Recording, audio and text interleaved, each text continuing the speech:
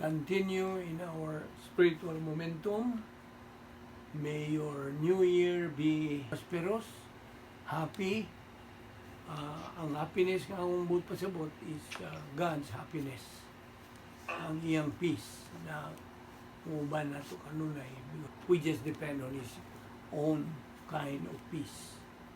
Na di mo. Okay? And That is- evaluation.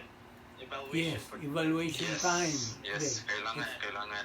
Okay, so our new year will be victorious sa atong Christian life. Heavenly Father, thank you for this grace. Thank you for this gathering of believers to study your word. Thank you for this time. We pray that we will continue studying your word, prioritizing it.